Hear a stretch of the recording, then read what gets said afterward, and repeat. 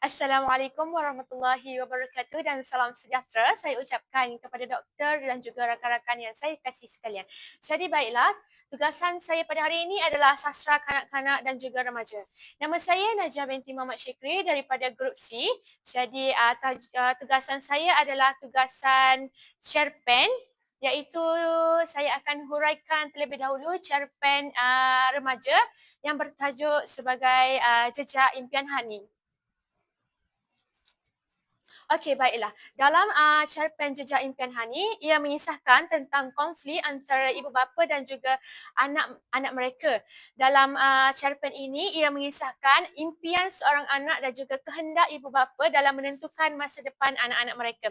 Jadi, dalam cerpen ini, ia mengisahkan tentang Hani yang bercita-cita untuk menjadi seorang pelukis ataupun dalam erti kata lain, Hani ini minat kepada lukisan.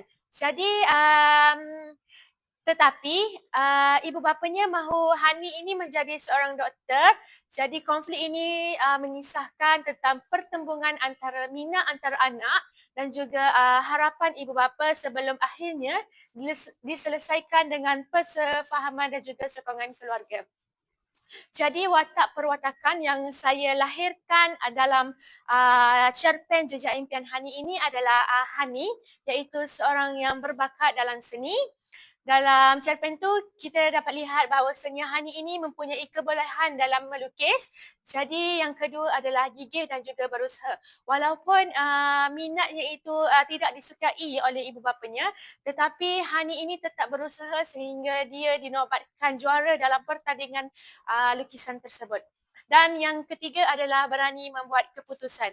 Dalam erti kata lain, dalam cerpen ini saya selitkan peristiwa di mana sebenarnya walaupun ibu bapanya tidak membenarkan Hani itu menjadi seorang pelukis, tetapi dia tetap dengan keputusannya sehingga akhirnya masalah itu dapat diselesaikan dengan baik.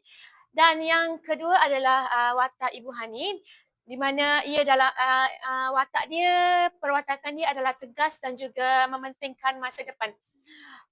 Ibunya ini adalah seorang yang tegas di mana ia tidak membenarkan Hani untuk menjadi seorang pelukis kerana ada konflik sebelum ada konflik kenapa Hani tidak dapat untuk menjadi seorang pelukis kerana oleh masa silamnya yang dahulu dia dihalang oleh nenek Hani untuk menjadi seorang pelukis.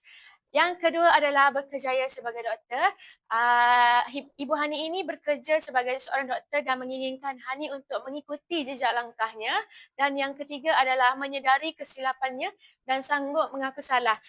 Di akhir-akhir penceritaan Jejak Impian Hani ini, saya selitkan bahawasanya ibu bapanya Ibu Hani ini sanggup untuk merendahkan diri dan meminta maaf kepada Hani kerana tidak membenarkan Hani untuk membuat keputusan kerana dihantui oleh masa silamnya. Dan yang ketiga adalah Cikgu Azlan. Cikgu Azlan ini adalah prihatin terhadap murid, dia prihatin terhadap Hani dan dia selalu mengambil berat tentang Hani kerana Hani ini mempunyai kebolehan untuk melukis dan boleh memenangi di peringkat kebangsaan. Dan yang kedua adalah memahami bakat serta minat muridnya. Dan yang ketiga adalah bijaksana dalam memberi nasihat. Walaupun Hani ini mempunyai masalah tetapi Cikgu Azlan adalah dikatakan cikgu yang sangat prihatin terhadap masalah murid iaitu Hani. Dan mesej yang cuba saya sampaikan dalam cerpen ini adalah setiap individu berhak mengejar impian dan minat mereka sendiri. Yang kedua adalah ibu bapa ni perlu memahami ataupun perlu menyokong minat serta bakat anak-anak serta memahami minat bakat anak-anak. Dan yang ketiga adalah keberanian membuat keputusan, itu penting untuk mencapai cita-cita ataupun keinginan yang kita perlukan. Dan yang keempat adalah kita janganlah mengulangi kesilapan lalu sehingga menghalang kebahagiaan orang lain. Jadi pengajaran yang cuba saya selitkan ialah kita hendaklah berani mengejar impian sendiri. Yang kedua, kita hendaklah berusaha bersungguh-sungguh sekiranya itu adalah tujuan utama kita. Dan yang ketiga, kita perlu membuat keputusan dengan bijak. Dan yang keempat adalah kita hendaklah saling memahami dan juga berbincang dengan keluarga terlebih dahulu. Okey, baiklah, kita beralih kepada cerpen yang kedua, iaitu tajuk cerpen saya adalah Kasut Bola Amir, iaitu ini adalah cerpen kanak-kanak. Okey, Kasut Bola Amir ini adalah tema yang cuba saya bawakan adalah kegigihan dan usaha dalam mencapai impian walaupun hidup serba kekurangan. Sebelum saya terangkan dengan lebih lanjut, cerpen ini saya tuliskan untuk khas kepada pelajar berumur kanak-kanak berumur 10 tahun ke atas. Jadi dalam tema ini adalah Amir ni seorang hidup yang miskin, tetapi dia berusaha dengan bersungguh-sungguh untuk menjadi pemain bola sepak. Walaupun dalam pada masa yang sama, Amir ini hanya mempunyai selipar yang lusuh sahaja untuk bermain bola. Jadi perwatakan yang saya masukkan dalam cerpen Kasut Bola Amir ini ada 3, iaitu Amir, seorang kanak-kanak miskin berumur 10 tahun, bersemangat tinggi dan juga bercita-cita menjadi pemain bola sepak. Dia juga rajin berlatih walaupun dia hanya memiliki kasut yang lusuh sahaja. Dan yang keempat adalah sabar dan tidak mudah putus asa.